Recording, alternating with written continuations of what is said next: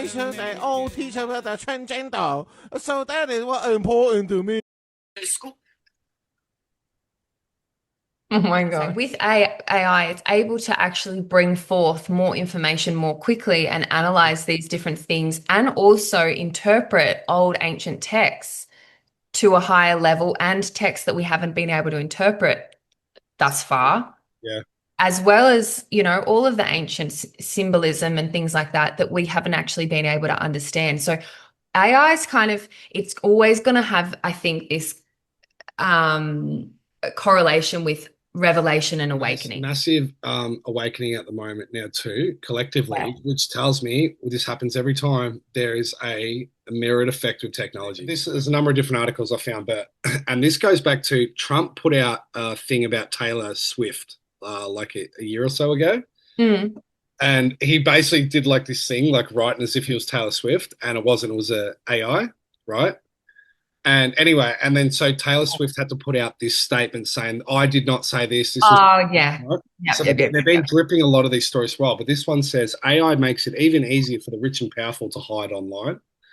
AI tools fabricate Epstein images. So I'm thinking, I see a scenario where there's going to be some video or photo released of Trump doing something very bad, and it's going to be published everywhere. It might be believed for a couple of days. Then it will be confirmed that it's AI, and then it will be the justification for people like the Clintons or the rest of it. I've been thinking about that totally. Well, it's because you got to look at the patterns. The timing. Yeah, and the AI videos are out of control at the moment. There's so many. I've got to show you. And so realistic. Can I send you one? This is my favorite one. This is Kim Jong-un. So all the school teaching the children how to be a homosexual and make sure they all teach about the transgender. So that is what important to me. Nothing you can do. Oh my God. This is how they hook you in. It's so good when you go. Yeah. Anyway.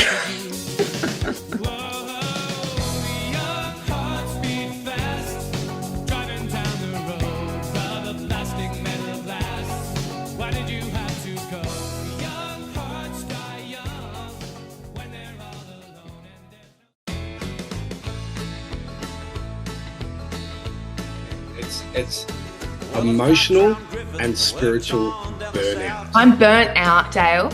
And you know what kicked it off?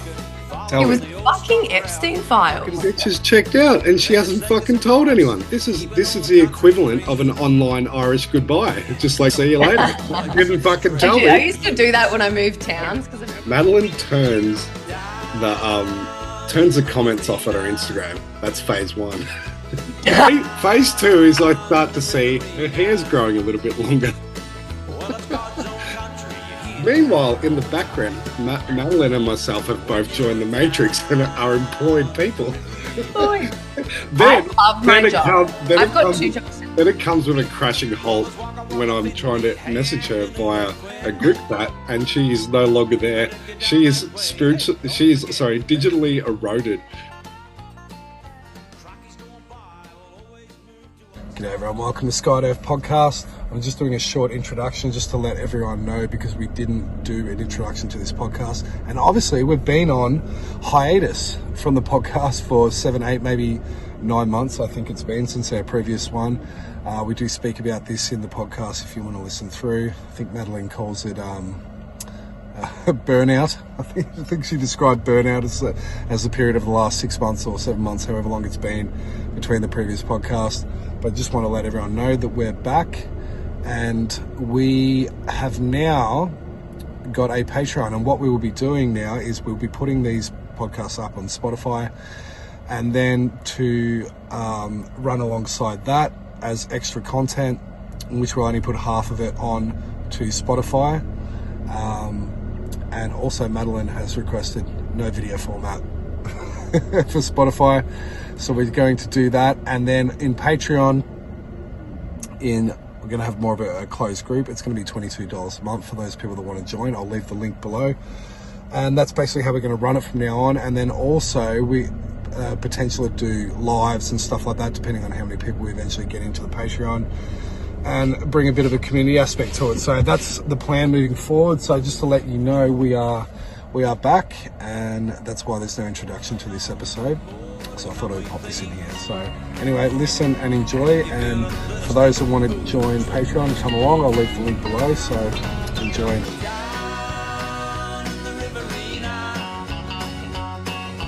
Fucking, it's like burnout. It's emotional and spiritual burnout. I'm burnt out, Dale.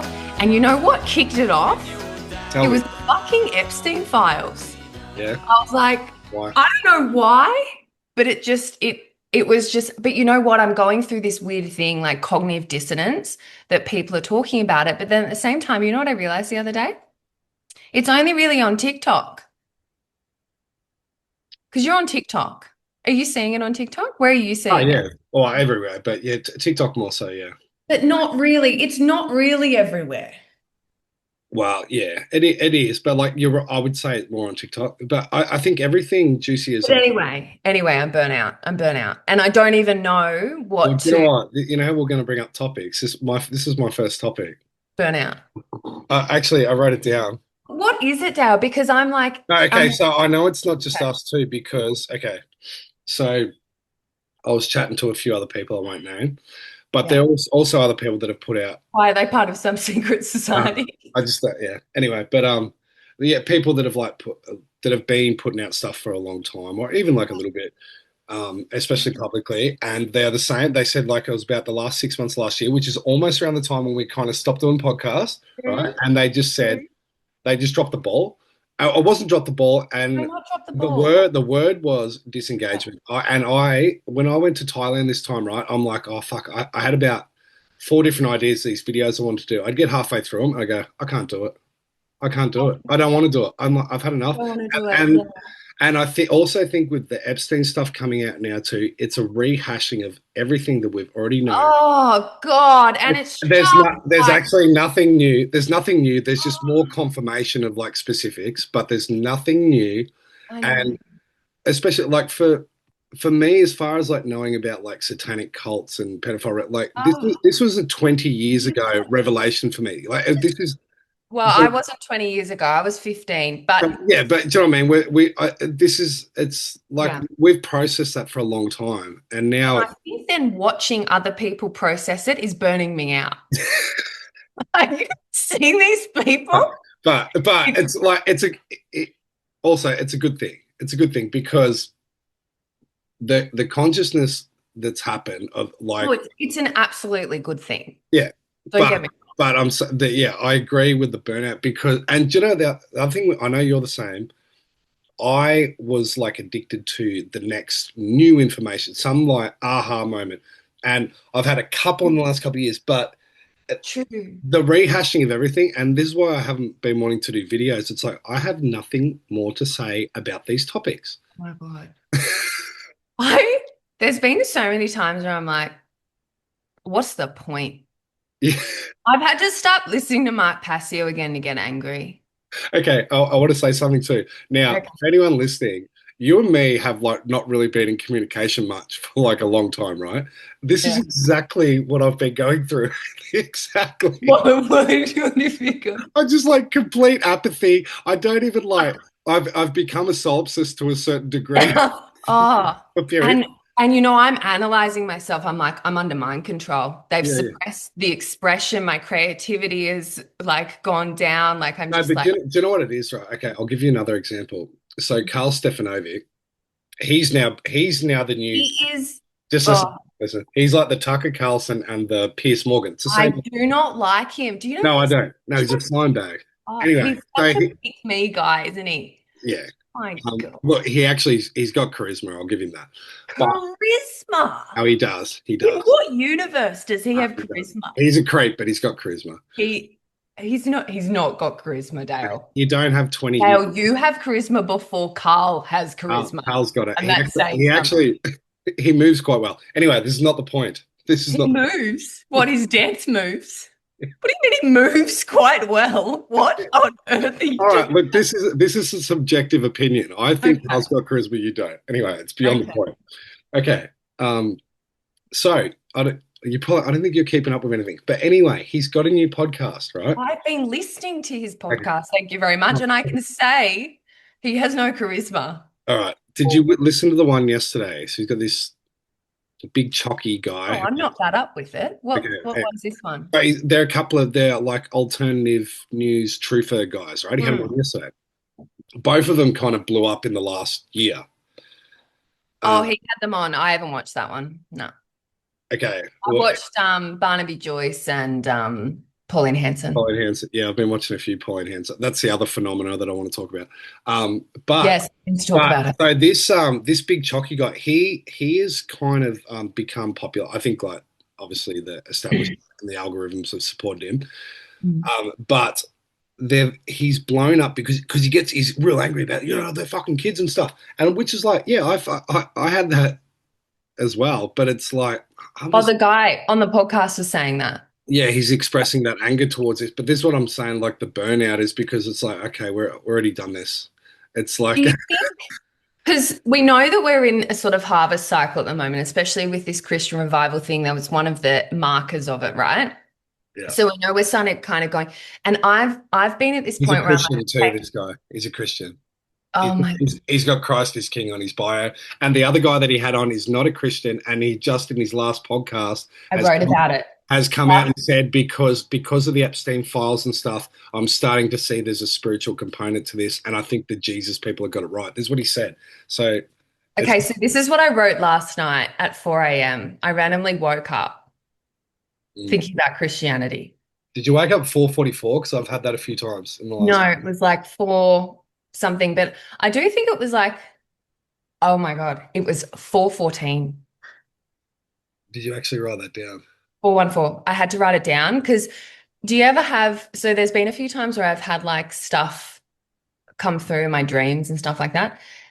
And I'm like, oh, I'll definitely remember that. That's profound. Yeah. And then like, 12 a.m. 12 p.m. when I think about it, I'm like, what the fuck was that incredible thing? Anyway, so it is a psychological escape, disconnect. This is what Christianity is.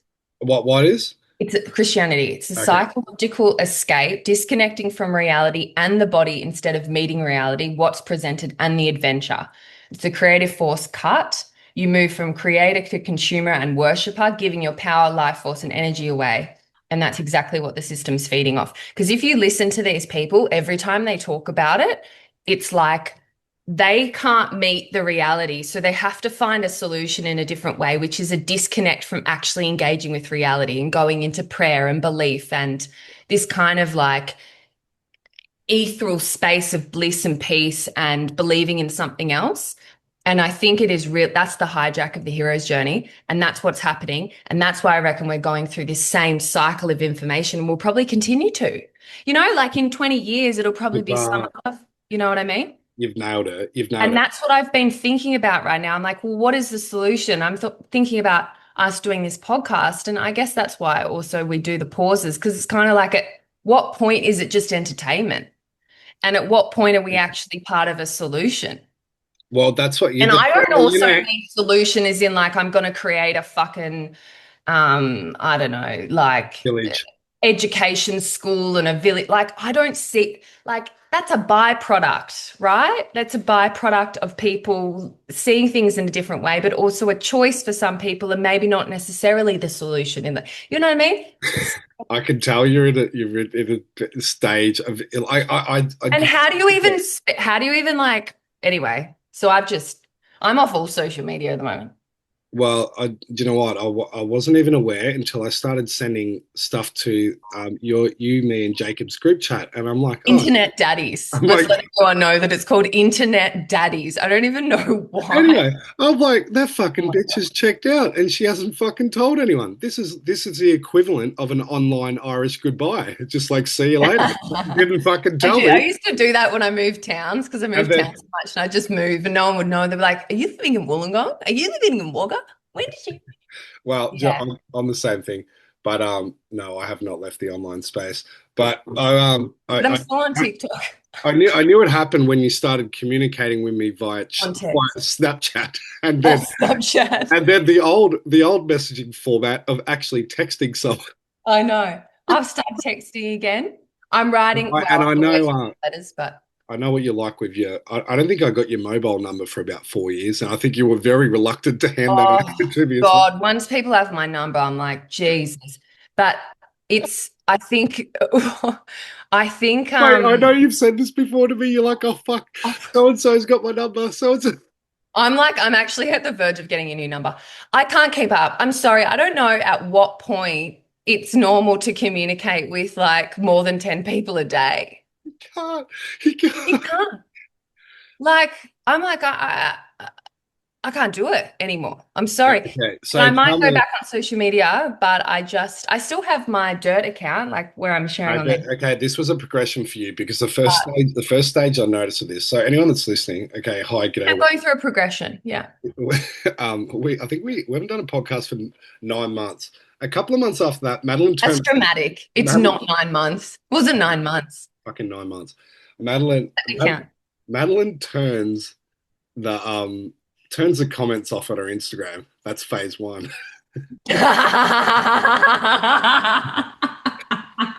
Phase 2 is I start to see her hair's growing a little bit longer.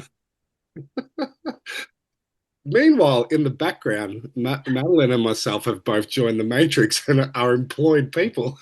I love my job. I've got 2 jobs now. Then it comes with a crashing halt when I'm trying to message her via a group chat, and she is no longer there. She is digitally eroded.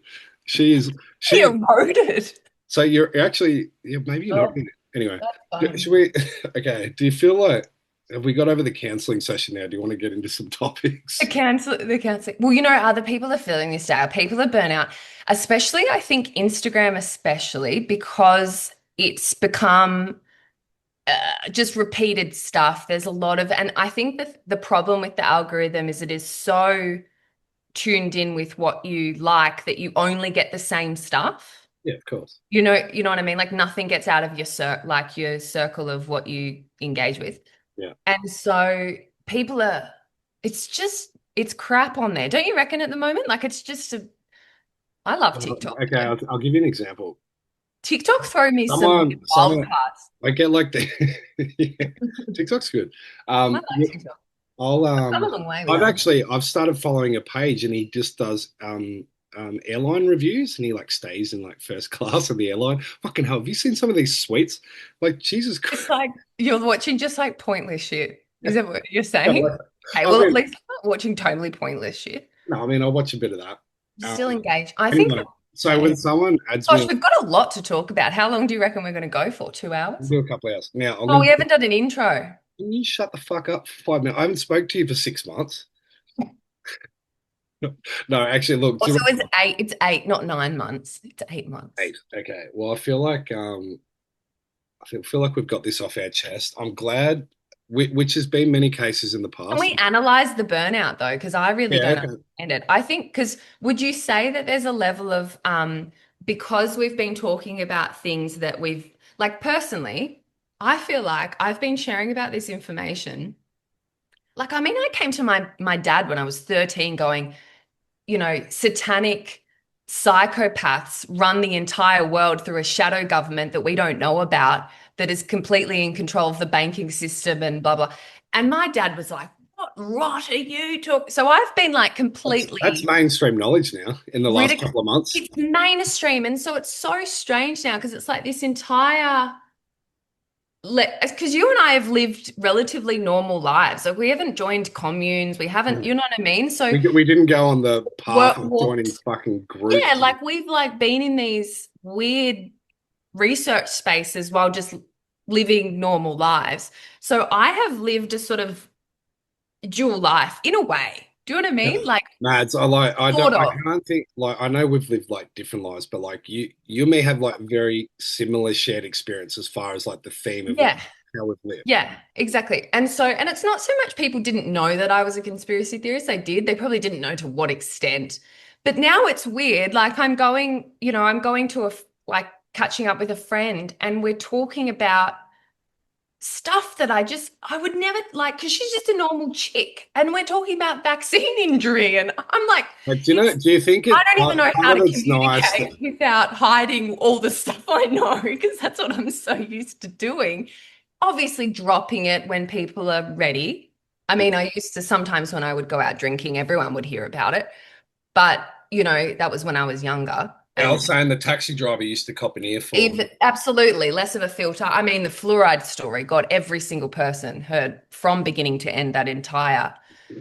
Okay, so wait, do you think Okay, so what I'm saying, there's an element of identity loss now too? Identity loss. That's what it is. It's identity loss. It's No, okay, no. So this is why you feel the need to remove from Instagram and that, because like everything that like you've said has already come out anyway. So it's like but okay. So this is when we. The only reason I'm on Instagram is to share this information. I am not there for any other reason. Yeah, okay. So apart from obviously, some good funny videos and shit. Isn't this like why we did the conference? And that's the other thing too, because in the conference we're going into much deeper elements of looking at the who, what, and why, and like who we are, and getting into the subconscious and stuff too. That when you see the airbrush mainstream version of the truth coming out, it's like it's a bit of a fucking drain. Do you know what I'm saying? Which will lead me on to our new thing. So. Welcome to STE Podcast. Apologies, it's been 8 months. If anyone's still there, hello, how you going? Me and Madeline are still alive. And I think from here moving forward, do you want to announce what we're going to do with the podcast, Mads, after our hiatus? Are we back? Yeah, we're back. We're going to try and be consistent, right? I mean, we'll flow with it, but we will try. The consistency, yes. All right. We'll try and be consistent. We are going to have a Patreon page for people, and that's where you can get the video. We're no longer putting out the video. Yeah, so first thing, podcast will now only be in audio format. I don't even know if I'll put them on the YouTube page. Maybe I will. I'll just have it with a screen and no picture, which means it's good because I can come in wearing whatever the fuck we want. Exactly. And you just don't go anyway. So anyway, we will be putting up half or a part of the episode still to Spotify. So if you still want to listen on there. Yeah. And then, yeah, as you said, like it'll be consistent on Patreon if you want to join on there. I guess we'll give more. And the things that we share on Patreon, like obviously, I mean, I don't know. I'm listening to other people's podcasts and I don't think people are filtering themselves too much at the moment. But, if there's things or guests that we want to have on that we don't want to publicly align with, we will have a space for it. Yes. If that makes sense. If you're a neo-Nazi. Oh, my God. Okay, good work. That's just... Well, that's just one example because, we are entering times of censorship, possibly. Yeah. Yeah. Anyway. But you know what? Like, it's so in like 8 months since we've done a podcast, like, where do we even start? How much shit has happened in that point? I don't even know. Well, I don't even know where to start, to be honest. I really don't know. Okay. Well, you don't know where to start. Lucky one of us is organised. What are you reading at the moment also? Anything? Nothing. I actually... Nothing. I mean, listening as well, Audible. I'm just doing no books at the moment. You know what I'm reading? I actually I've got 2 books I haven't read: Holocaust of Australia, which a friend bought me. Nice. And then when I was down in Newcastle, I caught up with Michelle from STE Conference. And cool. She went into an old secondhand bookstore and she knew that I was reading Worlds in Collision by Emmanuel Velikovsky. So she bought me the other Emmanuel Velikovsky book, and it's like old, like binded, like I actually haven't read it because she gave it to me. I went straight to Thailand after that, so what a dream. I will be reading them. Well, my cat died. Yeah, I know. What about your fucking chicken? Did that get eaten by a... So yeah, I've lost a lot of chickens to python. Tell us about your cat passing. So that was 2. Because actually we were meant to start the podcast and Madeline said, sorry, we can't do it tomorrow. My cat's going to die. So, I couldn't really do much about that. He declined really quickly. We don't know how old he is because he was a stray cat that came to the people that used to live here, the family that used to live here, and they took him in and think he was maybe 3 to 4, not sure. So he could be anywhere from 16 to 20. We just have no idea.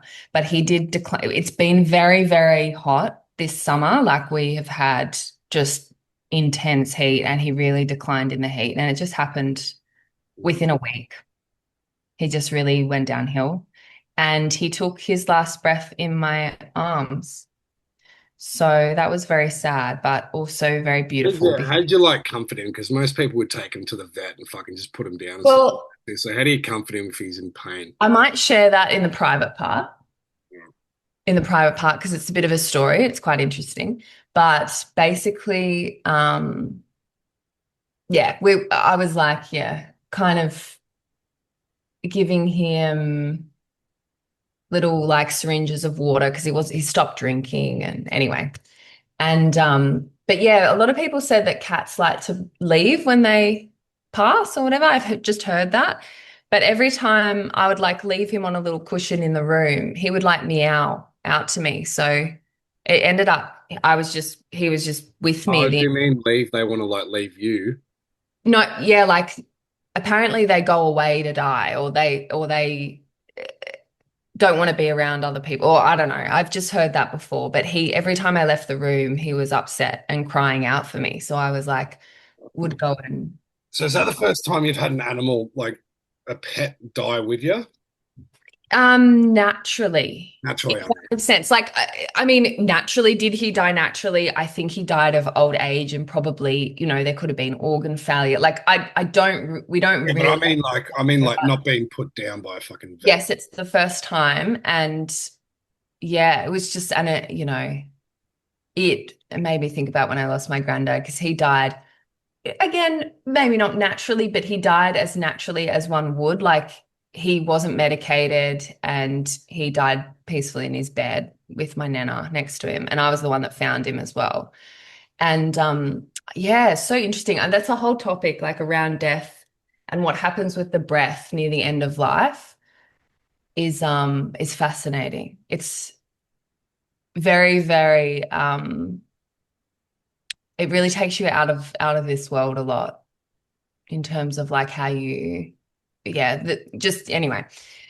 So he was when a cat dies, is like a human, do they like get the smell and stuff, and can you tell like when no, so his breathing just changes. It's just like, it's really fascinating. I think that's when the consciousness or the spirit leaves the body and probably is watching its body from above, I would say, because it's kind of like this uncoiling of the breath from the body. That's what I kind of feel like when that breath starts. It's a different kind of breath. It's like a breath that's just finishing the end of a chapter. And so he took his last little breath in my arms, and oh my gosh, I grieved like for a long time. I'm even occasionally getting quite upset. I didn't realize how much he meant to me, but anyway, he left. George said cats are like snake spirits. Yeah. And then you've had the snake come into your fucking chicken pen. But I've been dealing with the snake. And you know what? That was like day 3 of the year of the horse. And I'm like, what is this? Is not the fucking year of the horse. Have you noticed like Chinese astrology's become like a massive thing now? Like, okay, that's one of my topics as well. But hold on, just we need to finish. So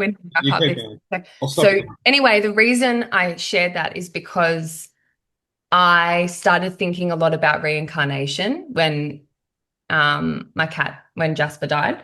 And I started reading, which I've been meaning to read for ages, because his works were brought up in an astrology book that was about reincarnation in the natal chart and how you can actually read. There's astrologers that essentially when they come back, you can read when they essentially read the story of your past life through your natal chart. Anyway, so this is the book I'm listening to. Sorry, David Wilcock does that too. He does on the astrology.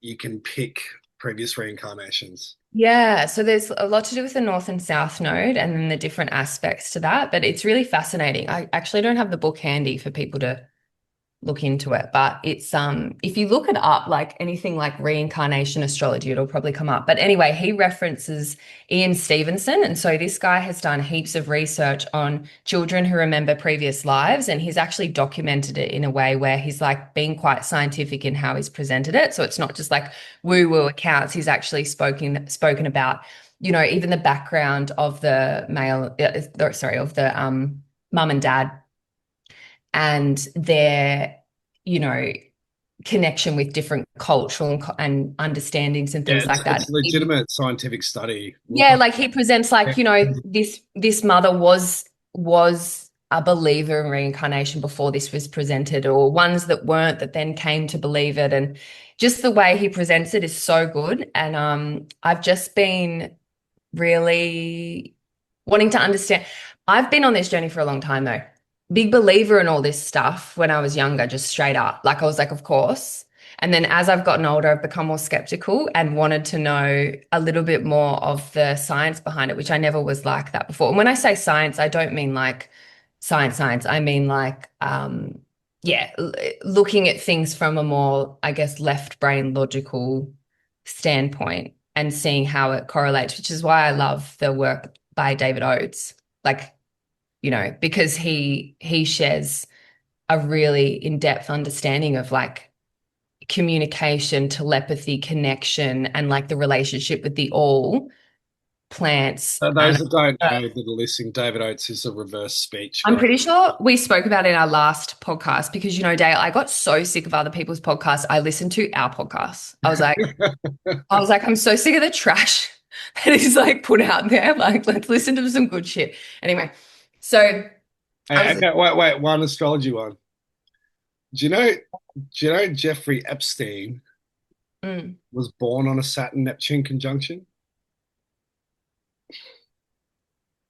Because did you know they're associated with that conjunction is associated with secret societies and the uncovering or creation of secret societies. That's so interesting. There's a really great video for people that are interested by Chris Brennan. He's recently done a video on secret societies and the Saturn-Neptune conjunction. Incredible. Very cool, very, very cool video. It's not long, like it's, I think, 20, 30 minutes. But he also speaks about JP Morgan, and you know that quote, millionaires don't use astrology, billionaires do. So Chris has always been skeptical of that quote because they don't really have like a reference point for it. But in the Epstein files, it's actually been uncovered that JP Morgan was a part of a group called the Zodiac Club or something like that. And he was associated with the constellation, I think Leo or something. And so it kind of brings a bit more credence to like. Yeah, well, it's like that. John Dee was like the court astrologer for the British royal family. Yeah, so really, and they used him for everything. He was like held in the highest regard, like John Dee. Yeah. So yeah. Anyway, I don't know why. What were we talking about? Anyway, so that's that. Anyway, so that's what I'm listening to, and I'm also reading Jordan Peterson's book, which I've had for ages. I think it's like The Rules to Life. Yeah, I've read that. Dude, I like him. I mean, that book's fantastic. He's a very intelligent. He's a political knobhead now, but that book's great. No, but I think he's actually more coming. I was in lines with him, but I actually think he is more speaking to the populace. I mean, I'm sorry, but he is. I think his information is niche, but he has decided to try to speak to a wider audience, and so he comes across. That's what I think. Because if you read his book and you understand a lot of the stuff we talk about with the Dreamtime stories and mythology, he really gets it. There's some shit that I was like, I didn't know anyone else had sort of put two and two together. And he sort of shares it I think it's the prelude in the book. And I'm like, damn. So I've been listening to his old lectures, and he was very niche in what he shared back in the day. And I think he's just become more mainstream. He just politically aligned. He's like, yeah. But he's also been hit recently too, targeted, I reckon. Yeah, well, he's fucked. They reckon like he's close to death. Yeah, so I did a massive rant on Telegram in one of our groups about it the other day because, you know, his daughter's saying it's mold. I'm like, it's not mold, it's EMF. He's been actually targeted with. So Yeah, 100%. But yeah, look, I remember I read that book in lockdown, the very first lockdown in 2020. I read that book, See, I've and had for I ages. smashed it in about 2 days. But you know what? Because he Days. That's impressive. Or do but you mean you listen to it? You listen to no, it. I read it. I read the You book. read it in 2 days. Wow. I was a big reader back then. Wow. That was only 6 years ago. Isn't that so weird? Are you And tripped? I remember just before that, I finished reading Ascension Mysteries. You should read that. That's a fucking great book too. Ascension Mysteries by him, or It's David Wilcock. Everyone bags David Wilcock. I think his books are fucking phenomenal. I have actually never read any of his Oh, books. dude, like read that. And that, Okay. do you know what? Do you know why I love that book? The first half, because I love biographies. First half is just a biography of his life, which is fascinating in Oh, itself. yeah, I do And like. the second half goes into, people wouldn't like it because it obviously goes into like secret space program, and he was continually contacted in dreams by beings like his whole life, right? And he had like a telepathy club when he was in primary school because he was like Wow, he was really? so good at telepathy. And but he ended up reaching a point where he said like because he's become so consciously aware, or at least he believes so, that his karma is like instant. So he'll have like a negative thought and he'll stub his toe, like just as an example. And I started noticing this more, especially when I was at points of when I felt like really conscious within myself of like who I was, and like, and more so, I knew the impact of like what I would do to people. Do you know what I mean? You're like, No, I know. I can't do wrong by this person because it's going to come back to me. It's going to come back like really quick. Yeah, And that's what. it's not even Yeah. it's not even I'm doing that because I'm moral or a good No, person. I know. I don't want to. Ash has this running joke with me. He's just like, your karma is so instant. Like, I'll be like, I have an argument with him and I'll be like, fine. And then just like bang into a wall or like he stab my toe and he's like, I say you that get with karma instantly. And I'm like, God damn it. I yeah, do get say that. it with 8 life paths. That it's very common. Mm. Okay, so let's talk about Chinese astrology. What the heck? It is just everywhere. But have you thought it's an indication of the seal? Because no one's ever spoken about, Yeah, I'm glad you said that. yeah, no one's ever spoken about the year of anything. No one even spoke about the year of the snake last year, not even in New Age spiritual circles. Yeah, and then this one, all of a sudden, it's blown up. Yeah, I Oh my agree. God, blown up to And the like, what Mads is saying with the seal is like the second seal of the apocalypse is the red horseman, which is and if anyone's listened to Jason's breakdown, it's not red. Their translation in a Revelation is it's a fiery horse. It's not a red horse, and the sword's not great. It's well, actually, I've heard this in biblical interpretations recently. They're talking about other parts of Revelation. They say great. And Jason says the term the great, with their flogged from the Greek means expanding. So it just means it's widespread. It doesn't mean like a single incident is great. The great means it's spread. Ah, So because in the biblical, in English, it interesting. says the second seal rides a red horse and Mm, carries a great sword. So it's not a red horse, it's a fiery horse and it's expanding, right? So it's mm. yeah, so yeah, that was the first thing I thought when it was like when I finished Totally. my 'Cause horse. obviously, collective unconscious picks up on this pattern and this narrative, especially if we've been, programmed with it. But it's to the point where just regular people Yeah, have brought it up. especially in the spiritual circles, if I saw once, I would have seen 50 times. I'm shedding my skin. I was like, shut the fuck, shut the fuck. Yeah, have you seen this girl on TikTok? Shut the fuck. Up. Shut the. Yeah, no, she does like this. Shut the fuck up. Oh man, yeah. Well, I was like, as if it's the bloody year of the horse. I had two pythons in 12 hours. I Well, was you got babbling. yeah, like all astrology, there's some bleed over. It's not like bang one day you're in. Absolutely. Oh my gosh. Anyway, that was a bit of a story. We've got to get Clint on actually because I shared a lot with him through all that, which was, yeah, it But was actually, interesting thing about Horsia is it is the opposing sign of the Australian natal of chart Australia. with the Yeah. Chinese calendar. So if we're going under this, if it is actually fiery horse, I kind of think that whatever the second seal turns out to be is going to happen this year. And it kind of looks like I've been In calling it for Australia. like 2 years that I thought we were already in it. And do you know the other one? Guess who's fucking in Australia at the moment?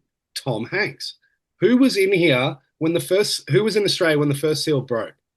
When COVID happened? Tom Hanks. And they've put out this thing now, like, actually, I'm going to show you this. There was a picture. He was on a subway in Sydney, right? I think I've got it.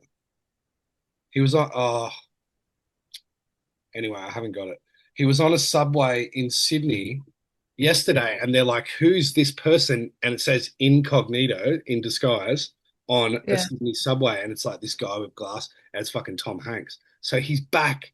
He's back in Australia. So a lot of people were likening the fires in Victoria to those fires that happened in 2019 before everything happened. Yeah. So and look, I've always said the second seal, and most of it's flogged from Jason. It is a worldwide unleashing of Muslim terror cells, whether you believe they're real or they're funded, or it doesn't matter, like, or if they're intelligence operatives. But and Bondi was kind of the first interlude of this, and all these stabbings and stuff.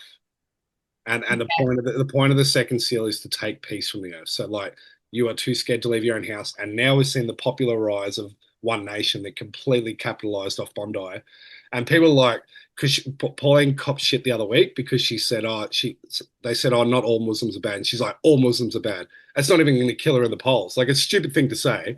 And people are like, why would you say that? I'm like, that will be replayed back in about a month's time when there's fucking shitloads more terror attacks in Australia and they're Muslims, and people are going, see, Pauline fucking had it. None of them are good. Do you know what I mean? Like, you can see it. Yeah. What role do you think she's playing? I find it fascinating because we've grown up with her, talking. Look, I don't think she's a member of any secret club that knows part of the agenda. She's in the right place at the right time, and she's. No, I mean, what role do you think she's playing, as in on a higher level? I don't think she's part of it either. A little bit. Quite similar to Trump. She's a disruptor. So to a point, she's needed. She's absolutely necessary because a lot of the things she said are just common sense things that everyone would agree with, right? And we're in a different world now than we were in You couldn't say the things that she was saying in 1990. And the thing about her, she can't be bought. She's. Well, she said that in podcasts, right? Too. People go, "Oh, she's bought by Gina Reinhart," and that. I don't think she is. No way. There's something within her spirit or her heart that I really resonate with, and I'm like, I can really see her conviction that for her, there's something else that's bigger driving her. Like, it's not about the money. It's not about even being in politics. And even Carl was like, did you watch it?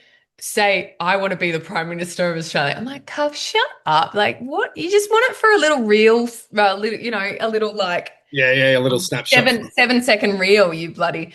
Well, do you know what? I think the way the world's going, if you look at, like, in France with, like, Le Pen and her party and Nigel Farage in the UK, they don't think they're going to get in now, but, like, they're showing a populist uprising from the right. And, like, I do think I know she can't get elected in from the Senate, but she could possibly go in the lower house and run. But, like, I do see a scenario. I think it's more than likely that we're going to eventually, when there's going to be a restabilization after a collapse. I don't see her coming in prior to it. There's going to be a collapse first, and then they're going to. We don't have the election for another 2-3 years or something. Well, the indicator at the moment too, and they've rigged every Victorian election, but now they're saying that One Nation in Victoria in the polling is polling ahead of Labor. So they're the most popular first past the post party in Victoria, right? Whether you believe this or not, that's what's been reported. So they're saying there is this. I guess there is a lot of, like, rural, country towns. In the country, they're like 60% of the vote in the polling, right? So anyway, it's I think they will come in. I also believe what Jason said is true, and this ties into the Christian thing. We're going to see a Christian revival, and you're also, when it ties in with the Epstein stuff, people think, oh, it's never going to come out. It's going to come out. Like, trust me, it's fucking going to come out to a degree, and people are going to want fucking righteous vengeance, and they're going to see that these people are not only pedophiles, they're Satanists, and the complete opposite of that is Christianity, which is going to drive more and more over to the church. Mm. You're going to have these people are going to accept more and more radical solutions to what has been a counteraction to a satanic, an obvious satanic world, which is basically what we've been calling for years that was going to come. And then you add into that what Michael Tazarian's theory is that they are going to they will. He brought up as a theory that the possibility that it will come out that they'll find documents, scrolls, Mm. ancient artifacts that will Mhm. disprove Islam, right? And now Yeah. you've got the West who's been flooded with all these Muslims and say, we don't fucking want this ideology here. But now it comes out that Islam's bullshit. You get all these muftis and heads of Islam around the world that start converting to Christianity. And then so what do? We've got all these Muslims in our country, but now they're converted to Christians. So we don't have um, an ideological issue. And he says that Islam was created by the Roman Catholic Church. Yeah. And like he backs it up. But then, Mm. and this is the whole point. And then the final conflict becomes the Christians and the converted Christians against Zionism in the state of Israel. And at the same time, you've got Prince Charles, who's probably likely to step down now because he's got collusion with Prince Andrew. Oh, that's right. Yeah. And you're going to have William come in, and William is the fucking Sun King born on the solstice and the eclipse, who the British monarchy still have the right to Israel. People think Israel's an independent state. It's not. It's like on loan from the British Crown. So there's like, I can see so many different things coming up, but it's all going to be to do with religion. But the herds they are all going to go become Christians. Mm. And it goes back to what you said at the start too. If you think in in the Matrix when Morpheus holds up the battery and he explains everything what's going on and how the Matrix is a power source, and it said it was to turn human beings into one of these, a battery. And that battery, if you're a Christian and you're giving fucking servitude and worship and everything that you are over to this one entity, whether it be the Catholic Church or Jesus or whatever the fuck it is, it's the same thing. You're powering a new wave that was already naturally coming in anyway. It was always going to swing this way, but you're gifting it over anyway. Mm. So, And I think it's like, but Islam, I think Islam's fucked. I'm down with Michael on that. And also, there's this other guy. Oh, I can't remember his name. Baron Biggs, and he's like a so-called New Age Christian prophet. And he predicted Trump's ear getting hit. Stuff with Candace, heaps of stuff. He's predicted to a T. Oh, Candace. We've got to talk about Candace. Okay, but do you know what his prediction was? And I just came across this. He said in the next couple of years, they are going to find ancient artifacts that is going to go against Islam and show that Islam was bullshit and it was a creation by the church. He said this completely independent of Michael Tazarian. He doesn't he doesn't know anything about Michael. So interesting. And he said independently they're going to dig up these things in the sand and they're going to show that Islam was bullshit. It was all concocted. And I think that's you can kind of see that's going to come after terrorism attacks as well too. Do you know what I mean? Mm-hmm. Sorry, yeah, what were you going to say? Oh no, I just think there is a lot of because with AI, that's how they've kind of discovered a lot of these different things, like with the like what about that thing? Did I send it to you? What they found under Uluru? No. Did I not send that to you? Oh. Just while we're saying AI. Yeah. Okay.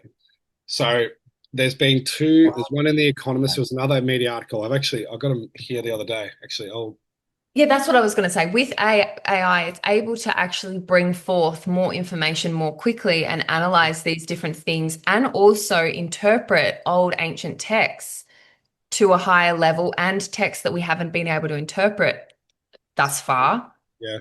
As well as, all of the ancient symbolism and things like that we haven't actually been able to understand. So AI is it's always going to have, I think, this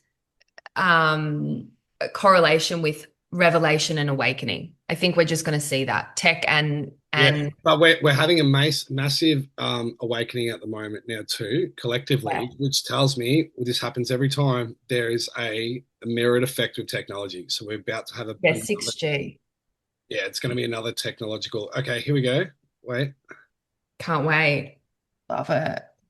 Love it. Okay. Wait, here we go. Can you see this article?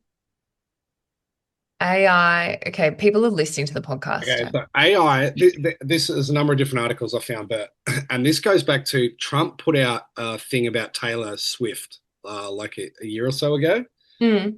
And he basically did like this thing, like writing as if he was Taylor Swift, and it wasn't, it was a AI, right?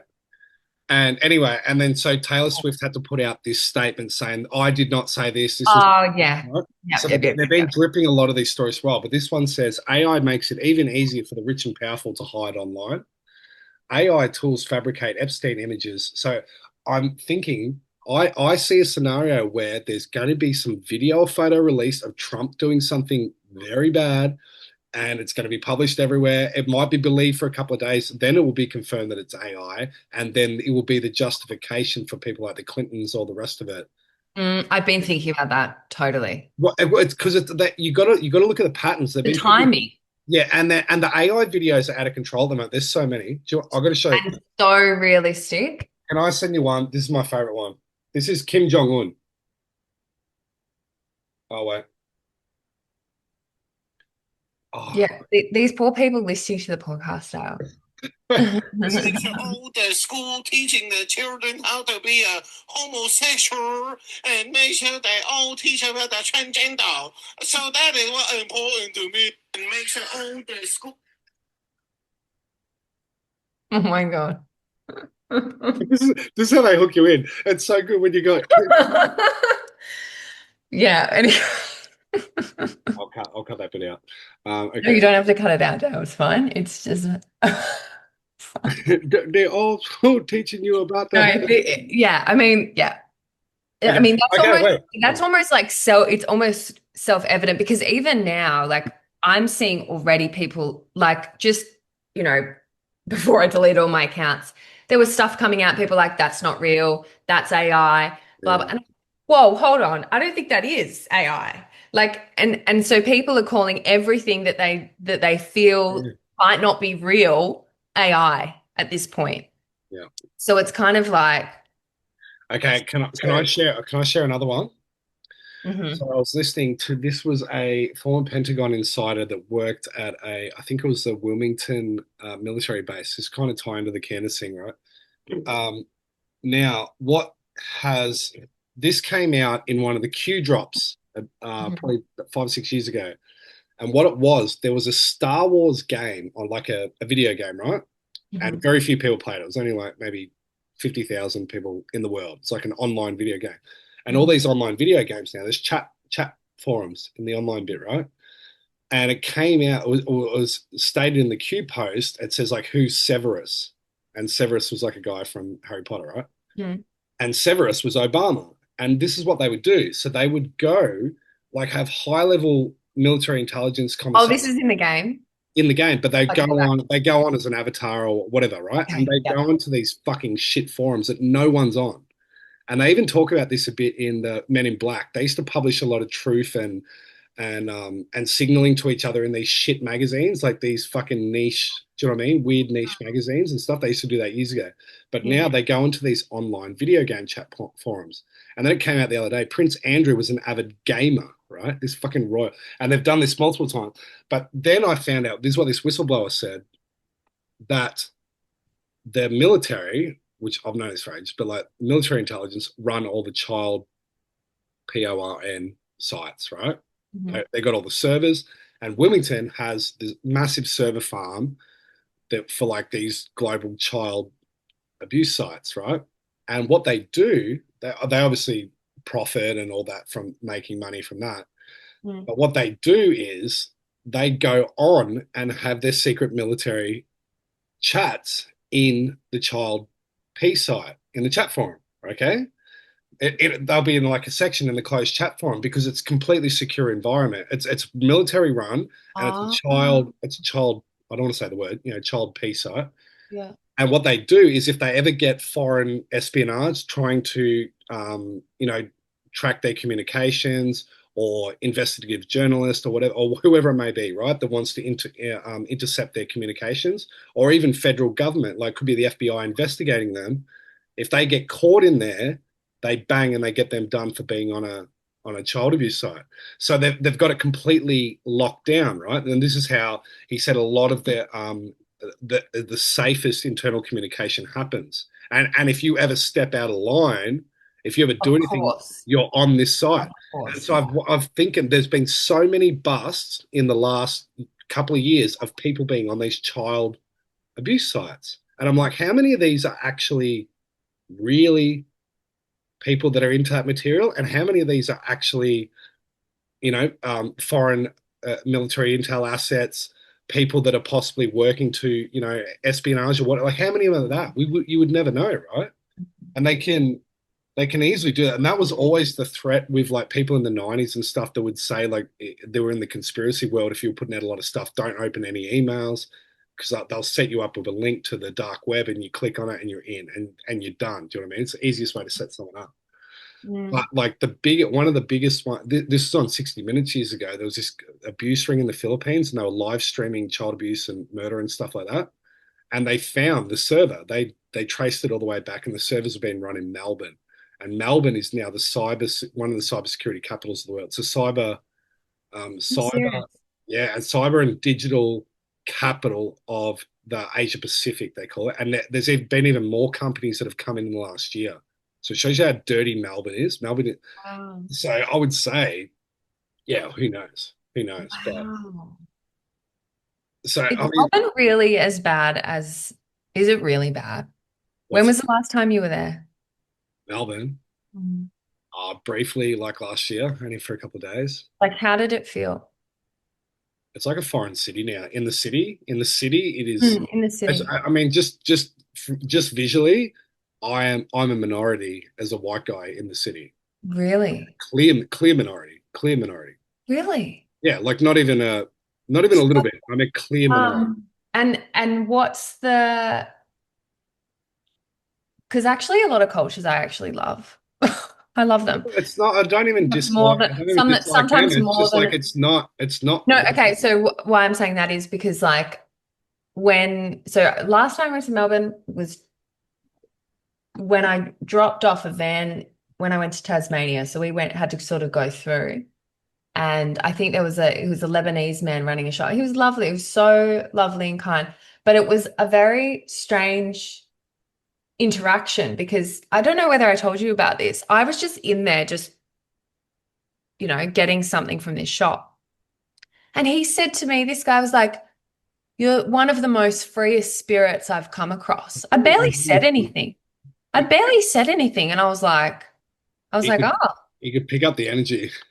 Yeah. So ever since that interaction, I'm like, what? That is fascinating to me. Like, I barely said anything to this guy, and he's picked up on this sense of like, and I felt I was in another layer, of like, I don't want to say Matrix, but it was a little bit like that when I was sort of in the city. And it was such a weird feeling, but you just wonder, especially with some of these Dreamtime stories and these connections to that area,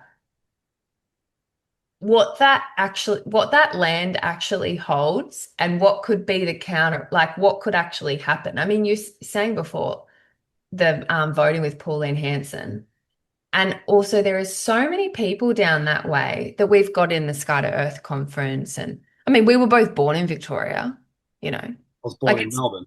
There was something, you born in Melbourne, all right. There's something about that area as well. And I wonder if we're going to see a flip there too, because it's very. Yeah, for sure. It's very. I think Melbourne is going to be the big terror attack is going to be Melbourne. You reckon it'll be in Melbourne? Yeah. Wow. The Bondi was like a warm up. I think Melbourne's the big one. Really? But yes, you're right. Well, I think even just looking at where Melbourne is, firstly, it's one of the closest cities in the world to Antarctica. Yeah, well, and that's something I've been looking into too. And the movement of the there's all these theories about the movement of the earth, like how the countries came to be. And there's actually so many varying theories. Did you know that? There's not just one theory about how different countries moved apart from other countries. Yeah, yeah. And if you look at the map, Well, what do you think about Greenland at the moment? Like, because they will get Greenland, like America will get Greenland, 100%. But they're saying national security. They're saying the number one reason is national security, which is like I believe that. People go, oh, it's just resources. I'm like, but you know, there's all the theories of like Hyperborea and stuff that's like up in there. It's been a no-go zone forever. Has been like. But even when you drive, like when I drove the Nullarbor, you know, seeing the Great Bight and all that kind of stuff, that looks like an abrupt. Yeah. That doesn't look like a suddenly this departed and also you look at the Great Australian Bight, it's not like the East Coast coastline where there's beaches. There's just a big fucking drop off. Yeah, it's like something has happened quite abruptly in that area. And anyway, and I've been talking to Clint a lot about it because he doesn't believe in I guess the mainstream view of how the different continents came to be. And it's really interesting as well when you look at the map from a satellite, like the map of the Earth on Google Maps or whatever, from a satellite point of view, and you see this line of like desert, and that's where most of the mining is. But it's kind of like if you have a look at it, then Australia is sort of there. But if you shoveled Australia just up into the middle part, it actually creates this perfect like snake of desert, and it's all where majority of the mining and oil and when you think about that, what they're mining, that there's always a correlation with what each thing that they're mining actually is, if that makes sense. Like the esoteric, energetic, powerful quality of what it is that they're harvesting. It creates power, it creates materials, it creates things, but there's actually it means that there's something else in that actual land, and there's a correlation with it. I saw that thing you shared, that video the other day with the snake, you know, that I've been thinking a lot. Even in the mining with gold and silver, it's like, gold's the sun, silver's the moon, obviously, right? Yeah. And then there's associations with all, like there's emotions, there's people, there's bloodlines, there's so many different associations that are connecting all of those different things. So when you trace it back, you can see what's happening on each level. But it's just interesting because I'm like, there's something because of this time, why is this information coming out? There's more of these theories coming through. And then there's obviously this exploration, Greenland, Antarctica. Like it is indicating to something. And I think it's going to tie into the UAPs. Yeah, that's what I was going to say. And I think there's going to be some kind of disclosure, but I don't think it's going to be 100%. Did you see Trump posted yesterday? I don't think it's going to be it. No, it's the start of it. Trump called for the full opening of UAP and UFO files to be released. When did this happen? Really? Oh my gosh. So Ash was trying to fix our chicken coop the other day, like to stop pythons coming in, which clearly didn't work. And he was listening to a podcast about, I don't know, I think you actually had shared something about it too on a video. And a guy speaking about UAPs, and he was on a podcast. Anyway. Fucking Ross Coulthard with yes, Mark and I was like, dude, you got to watch that. Yeah, well, I was watering the garden. I was like, what are you listening to? And he was like, oh yeah, blah blah. And I'm like, oh god, you're part. Ross's podcast is quite good too. Okay, can I talk about this for a second? Yeah. Okay, so first of all, I heard one the other day. I think it was Joseph Campbell. Anyway, anyway, yeah. You know, he spoke about the Moon Man. Clint said the Moon Man. So he said the Western world, right? Mm-hmm. The sun was always the man, the moon was always the woman, right? He said in the Eastern, not just Aboriginal, but like in the East, it was widely referenced that the sun is a woman and in the East, the moon was a man. Yes. And I'm like, oh, that's fucking. I have to find out where I got from. Okay, but anyway, with the Ross Coulthard one, now he was just a mainstream journalist until 2020. Mm-hmm. Right when COVID happened, he decides to go on this venture as an investigative journalist and is now speaking to the highest level of whistleblowers with inside the military that are telling him all this stuff about UAPs, and he's saying the same thing that they're all saying, that there's a spiritual component. And this guy, and Ross Coulthard said, I've never been religious or spiritual, but now this is what UAPs has led me to is the path of spirituality, right? So this is where they're kind of taking it. But the most interesting thing I heard him say, because this has been a thing for decades, is UFOs are always found over nuclear installations or nuclear weapons, right? And they've been known to, and they power them down. So a lot of the times where they've had nuclear warheads and stuff, the UFOs fly over and they don't work. They get powered down, right? Or they're at least monitoring them. Then, I don't know if you remember, just before, when the election was running last year, remember in the US, there was all those drones, they couldn't find them, right? And the government wouldn't say. Oh, yeah. It's the same thing that they, I think Trump even came out and said it. They were looking for a dirty nuke. This is where it's going to go. This is where the story is eventually going to go. There's a dirty nuke inside the US, which is actually the fucking Batman story. It's the whole Batman story, which I think is going to happen. But what Ross Coulthard said is there's been massive UFO activity in the north of Australia. And what he's been told by military insiders is nuclear warheads and nuclear missiles have been moved. Nuclear weapons have been moved to the north of Australia and are currently there. So what does this indicate? Now, the other thing is we've always thought that, like, if a nuclear weapon's going to go off, it's going to be Iran, Israel, or Russia, right? And I think the smoky is fucking North Korea. I think that the Western war will sort itself out. If you look what Trump's doing, he's isolating the entire Western Hemisphere. He went and got Venezuela. He's gone to Greenland, so he secured both North and South America, because China was getting all the Venezuelan oil for pennies on the dollar. They ran it, along with Cuba. And now Trump is basically, and I know it's not for the American people, it's all the corporations and shit, but like it will be better for Venezuela. But most of all, he's securing America in minerals. And they're going to start opening up all these mines. And it does feel very, I don't want to say rushed, but it does feel like he's on a timeline to get a certain, you can really feel that, hey, yeah. But the other one too is they said, so they're going to start mining. So obviously, like silver's jumped up massively in price, and then it's had a bit of a dip in consolidation.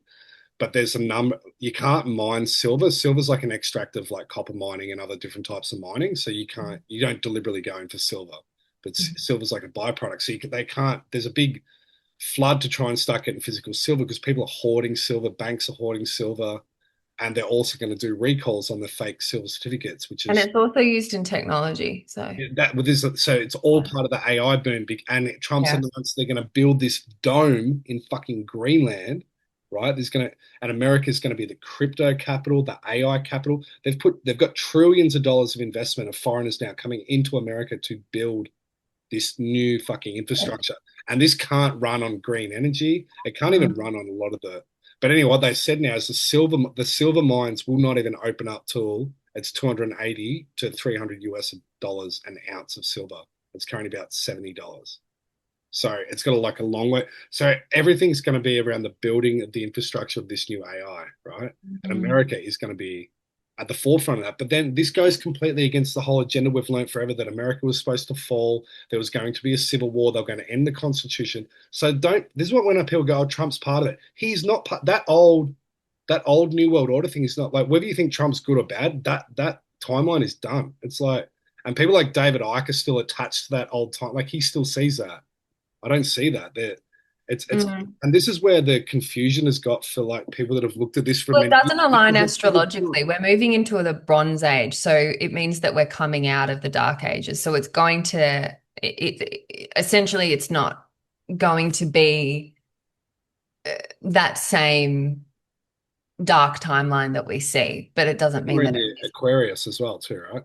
Yeah, and it doesn't mean that there's not another level of entrapment. No, yeah. But it's just going to be a really shiny one. Yeah. Well, what does George call it? What's the word here? I can't remember. But yeah. So astrologically, we're moving towards that kind of utopian. Yeah, that's why he calls it the utopian new world. Yeah. And no, do you know how he describes it? Which is so much easier for we're in a prison. We're in a prison like this, and it's basically, he said they're going to extend the pen of the prison.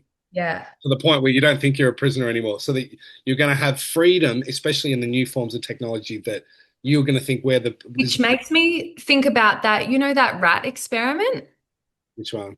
I saw it the other week and I was like, In the holographic universe, that one. the one where they're given everything Oh and yeah, they they stop become procreating. lazy, and now they put them on heroin as well. And they've got the pretty boy rats. And Now, they don't. is this the mice circus? One of them is given like all this shit to do, and the other ones are given nothing but smack. Yeah. No, yeah, no, because they give Could them. be a control group. I don't know, but there was no. So these. Oh, where is it? Anyway, I'll see if I can find it. But no, they were. Okay, I think they started with a certain amount of mice and they were given heaps of like fun things to do, like lots of stimulation and food and like everything that they needed, and they procreated to a certain point and then they stopped engaging with one another and they started isolating and just wanting to eat and groom themselves, and they called themselves like the pretty boy mice or something, and they weren't interested in women, and they started just caring about like grooming themselves and stuff. I don't know about that, but that's us, right? And then they stopped procreating, and then the whole I don't know what they call it, not colony, but whatever it is, that all of them died in the end because they stopped procreating. So when you think about the utopia thing, to some extent, there is that level of it where it's like everything that you need, which really speaks into what Michael Tessarian speaks about, the Gnostic infiltration as well, because Gnosticism is very like nothing matters, so you can just kind of, it's like all in your mind, so therefore you can just enjoy life and fucking nothing matters. There's no consequence. You can just enjoy what you create, essentially. Well, life, and it just becomes all about pleasures and Yes. the physical senses and the physical world. Yeah. And the other thing, like you always need friction for growth. Like it just has to be there. Yeah, well, and I think it's like the avoidance of that. That's where, the avoidance of that then creates more of it, because it's actually just part of the laws of this universe, and how we actually engage with it obviously changes. But I think people are at that point, and whether it's mind control or whatever, it's just this point of evolution of people where we want to try and completely avoid it. And I've really been seeing that. I think I've been really enjoying being back at work. Like I realized I really went through that phase of just wanting, because I had just been in it for so long and then just taking that break, which I was still working, but I was like working, doing readings and... You're away from the 9 to 5. It's different. That's right. And wasn't physical work either. And now I'm doing like hard physical work where I'm like sweating my ass off and I'm like exhausted at the end of the day. Yeah. And I'm loving it. Hey, I had the first time I've had the feeling in many years of like, I want to get fucking pissed. And it was like, after like 2 days of working outside in the heat, like I come home and my body, I was wrecked, and I'm like, this is why I used to get pissed, because I was fucking exhausted, but I didn't. But I feel it. Isn't it? Anyway, what I'm trying to say, Mads, you and me have followed a very similar path, and then I know, then we've both got jobs around the same time. Like, what are we doing? I know. But also like my relationship to like what's hard and difficult. Which came back to, okay, so my confession. I don't think that I am cursed with running late. Okay, well, here we go. I think it was an unconscious choice. I think it was a conscious choice. It was, well, to some extent. But remember how you said, anyway, I set the trigger with this from the Living Free event when I was genuinely pissed off with you. You were very pissed off with me, and understandably. And you know what I realized? It's because, I mean, I did actually leave a lot of time, but there were like I could have left maybe 3 hours earlier as opposed to an hour earlier. And I think it's because it's like I didn't take it seriously. Yeah, of course. That's part of it. Yeah, for sure. Yeah, but like I haven't taken many things seriously. Well, I don't really either, but when someone tells me to be somewhere at a certain time. I know, and I have to acknowledge that I was a very self-centered piece of shit in that sense. Well, and I've recognized that, and I think I'm seeing that more because I'm seeing more people use ADHD and these different like psychological things as excuses for like poor, immature behavior. It's been the realization through seeing I've had a really big, and I'm like, just because you don't take something seriously, Mads, doesn't mean it's not going to affect other people. Like it's me just growing up, it's just me growing up. And so I've made a more considered effort to create more time because I am actually bad with time in general, but I'm learning to be better at it. And I am realizing it's like, it's not laziness. It's just like, if I don't really see something as like, I'm like, I don't know. Do people really want to hear me talk? Like, I'm like, why am I going to this living? Like, what do people want to, but I think that at the core, that's there as well too, because it's like it's like a self-belief thing, because you're like, and I think it's justified too, because I'm the same. I'm like, why the fuck would I am completely out of place here. I feel embarrassed. Like, I feel embarrassed. I feel embarrassed even the fact someone's asked me to talk. Like I almost feel sorry for you to start with. What the fuck? But then also you've put yourself in that position. Do you know what I mean? So that's what I mean. That's what I mean. That's what I'm talking about. So it's like you've made a choice to do X, Y, Z. And even though you don't really think it's not really about that. Anyway, what I'm sharing is I've starting to, and I think a lot of people are coming to this point, having a different relationship with things that are difficult and hard and push you and make you, even like, because we went through that whole phase of like trauma became a big topic, like trauma never used to be a topic. And now it's a topic all the time, to the point where people are not doing anything. They're bubble wrapping themselves. They're doing breath work. Yeah, but you know what? We've pathologized shit behavior.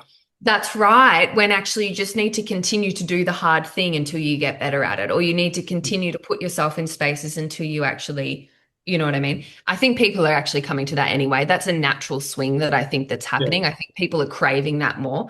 But anyway, as a society, I think generally we have had that kind of enslavement to such an extent that with this add-on of technology, there is going to be this real hedonistic swing that continues to happen. And I think a lot of us probably had that already. Like, I think you and I have kind of gone through that already. It's like, I don't want to be a fucking slave to this system. Like, fuck that. When everything happened with COVID, I know a lot of people went through that too. It's like, I'm not going to play in this game when I can see it for what it is, because now it's kind of like I'm playing in the game, but it's choice. Yeah. Well, I've seen a lot in the crypto space, which I think especially certain crypto people that are tied to like spiritual communities, and there is an absolute fucking greed for crypto, right? They're in it. They're not in it to like, it's like, it's fucking greed to the point of I want to get this. And this is actually why I'm working at the moment, because I stupidly like dumped all this money into crypto at the end of last year. I should have put the rest in silver, but I'm like, I've made good money off silver, put it in crypto. It fucking collapsed. Mm-hmm. And I'm like, I had like a shit day, and then I went, all right, I better get a job. Yeah. But there's definitely, and that's why anyway, no, but that's where society's going, and that's why this utopia is going to be, it's going to be essentially created by people, because we're having that swing as a collective group. And that's how I reckon they're going to bring in the universal basic income. There's going to be all this stuff with like IT. I mean, mass amount of people are going to be losing their jobs, like especially in the city government. Once government catches up with a lot of this technology, there's these bots now where you literally can talk to them and they will open different platforms on your computer and do everything for you. Like, can literally write an email. It will open your email and write it for you, and then file like. Before we didn't have that. That's only been progressed in the last like 5 months or something. Sorry? I said, I'm so far outside this, especially like I speak to people that work in corporate jobs or in the office and stuff too. They've been using this shit for years. I'm like, what do you mean you don't even write emails anymore? They go, no, you just get the dot points, put it. I'm like, this is ridiculous. And yeah. So university is an absolute joke. I know once One Nation or Liberal, whatever, get in, the amount of jobs that are going to be lost in government will be exponential. Like that'll actually have a massive shift as well. Only job growth in Australia is the government sector. Well, that's why a lot of people wanted to keep labouring, because they were worried about losing their jobs, obviously. But but anyway, what I'm trying to say is there's that natural swing that's going to happen, and it'll be interesting to see how many people will then, it's like, as part of that, Christianity becomes a very Because you lose meaning. When you're not engaging with life in its entirety, it loses meaning. So if if you're in that space, it's like Christianity naturally becomes a solution because you've lost that engagement as a natural creator in your life. Yeah. You know what I mean? So it's in par with that. Purpose for like even your contribution to society or even yourself as far as like doing something meaningful in a job. Can I tell you a quick one? Jason did a great video yesterday, and he said there's this guy that lives down the road from him. He's old dude, right? Because he was basically did a whole video on the power of the mind. Mm-hmm. If you can, and he actually says it's tied to the sleep cycle. So this is how he kind of teaches manifestation in a non-woo-woo way. He says you cannot manifest anything the same day. Whatever's manifesting today was manifested the day prior, and that the sleep cycle is attached to the manifestation. Because when you sleep and you're in REM sleep, that's when the universe is actually making a reality tunnel to whatever you want, whatever your energy is tuned to is you're going to get the next day, right? So this is what he was saying. This guy got a cancer diagnosis. He was like 70, old dude, but he was basically the kind of guy in town that, or just in their area, he's never left anywhere, never been more than 5 miles from his house, but he can fix anything. And this is what he did in the community. Really? And so when he went to bed at night, he wasn't going, fuck, I've got cancer. He found out the next job, I've got to go fix this car tomorrow. And all he could think was, tomorrow, I'm going to fix the car. So his reality that he's manifested for himself is, I'm going to do this tomorrow. And then it plays out. The next day, he creates these new tasks that he needed to do. Never thinking about the cancer. He's lived for another 10 years. Now, and they said he had cancer throughout his whole body, but because of his mental state was, I need to do this tomorrow. Do you know what I mean? That's how it went. But so the point is, like, when you take away people's meaningfulness and will to like do something and ambition, there's not much left. Which requires the what would you call it? Like the belly of the beast, the difficulty, the challenge. That's what happens as a part of creation of anything, right? You come across, and sometimes it's obviously less or more, but there's always that cycle when it comes to creation. And when people don't have that, of course, they're going to be reaching outside of themselves for that same, that psychologically, but also spiritually to feel it again. Yeah. You know what you said with the mice one before, they kind of had everything and then they just do you know what that is? That's the point of the hero's journey when you haven't even left home. That's like everything's cool. Everything's sweet. Well, there's like a problem. The problem is what starts the journey. But before there's a problem, you're just there. You're like what Mark Passio says, the unbegun. You haven't even like begun anything. And I think that's the other thing with the information and knowledge. A lot of people have information, but they haven't actually, I hate the word embodied, but in a sense, they haven't kind of lived it. Do you know what I mean? Like, people know all this stuff, but it's like knowledge is very superficial, actually. Like, like information that you can just get on your phone is very superficial. You can fill yourself with all this rot. But if you actually can't live it in some extent, which a lot of people will just not be engaging with the world to the same level, then they are open to be hijacked in some way, shape or form, whether it's religion or whether it's just bloody artificial, virtual reality experiences where they're not even engaging in life at all. It's like good. Have you seen Good Will Hunting? No. Oh, Matt, please. Good Will Hunting. No idea what that is. Anyway, Matt Damon is a mathematical genius, and he solves this fucking math equation no one can. And anyway, so they try and get him into the government, all these things, but he doesn't give a fuck. But he's the most book smart dude on the planet. He's never left Boston, and he never will, because he's got all these betrayal and abandonment issues. And he starts seeing a counselor, which is Robin Williams. And he's like, and Robin Williams sits down. Is this a movie? Yeah. Robin Williams sits down with him and he's like, I could ask you about Shakespeare and you could give me every quote because I know you've read every book. But he goes, he reads like a love line. He goes, you don't know what love is because you haven't lived it. You're too scared. And he goes, I could ask you about war and you can name every war book that you've read and tell me every detail. But he goes, and Robin Williams had been to the Vietnam War and he's like, you don't know what war's like. You've never been. You know what I mean? Well, it's like when they ask these. That's what he's saying. He's like, there's no point. Like, your book smart's only get to you. So if you don't fucking live. Yeah. Well, it's like these AIs that have been asked, like, if they could have one thing in the world, what would they be or do whatever. It's like be human. So they have all the information in the world and they just want to be human. They want to experience the information, you know? So it's like, But that's why they can never be wise. The AI can never be wise because it can't experience. Yeah, it can't embody, Just data collection. It can't actually be part of it. I think we should have a break. I need a drink. We still got And then I've still got more things to talk about. We also haven't talked about Candace. We need to talk about Candace. Come on. She's like, what is she dropping? What about the GATE program that she was speaking about? And did you listen to that one? Mate, I don't miss an episode every day. Oh, really? Oh, wow. Yeah, I don't miss one. I've literally only watched one full one. Mate, she's my daily routine, which is, by the way, can she hurry the fuck up? She hasn't done one in like 2 weeks. Oh, she's a busy mum. Oh. What about people? Have you seen those people? Oh, she never fell pregnant. She doesn't have children. I'm like, oh my God. She does one podcast a week. I love her. I think she's so good. I know. I think she's great too. And okay. Yeah.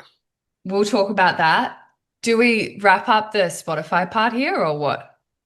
Yeah. So, well, we'll just say, so are we going to start straight with Patreon? Yeah, straight away. Okay. So, yeah, well, I guess, thank you. We are back. Thank you. I guess we'll give you more details in coming episodes, but like, I guess we're going to have guests and stuff on too. So, like, yeah, if you do want to join Patreon, we're going to get Clint on. I think we're going to get him on next week. Well, Clint will be good. Not next week, but next podcast. He doesn't like public chats too much, so yeah. Yeah. Okay. Well, what else would you like to say? What else would I like to say? So much to talk about. This is just part one of 20. We've covered like 5% of what's happened in the last 8 months. It's a little bit overwhelming with how many topics we have, and I didn't even write down everything we need to speak about. But good to be back. Yes. Good to be back. And we haven't even spoken about Abby. Oh, we haven't spoken about. Oh my God! I heard one. Actually, maybe this should wait for the next. Okay. There's a few things that we need to share in the private space. Okay, so thanks everyone. Lots of love. And am I going to end it? May as well. I'll end it and do another one. Yeah, that's right. Yeah, if you would like to join us in Patreon, that'd be fantastic. I'm pretty sure you can leave comments. Not sure. I think you can. But you can see our beautiful faces in there because we'll be putting the video. And yeah, I hope you enjoyed this absolutely all over the place ramble that I don't think had any form of like order at all. So look, the goal we're going for this year, Mads, if we're doing Patreon, is consistency. So we're going to make a consistent time slot, which is going to be difficult now that we're back in the matrix working. No, it'll be easier. No, it'd actually be easier because we'll have a set time. Easier. My routine is just like so down pat at the moment. It's unbelievable. I even have like a day that I clean now, a specific day, everything's it's great. I'm really enjoying it. Well, I don't need to go to the gym as much anymore because I'm just fucking working out. I know, same. So my arms have got like big. Look at this. That's just fucking working. I know, that's just from working. See, what is it called? See, if you get Patreon people, you get to see. You get the gun show that we'll just witness them. Well, we'll see you over Patreon, and until next time, we'll see you then. Thanks, everyone. Thanks for joining. All right, Matt, I'll send you. Oh, we just started again. Why don't you? Okay. Can I do that? I'm pretty sure. We'll just jump on. Maybe just in case. I'll send you another one. Okay, I'm gonna get a coffee. See ya. And water. See you, everyone. Bye.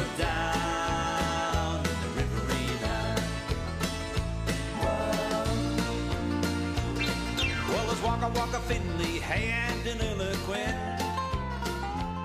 But if you're down that way, hey, don't forget, very good.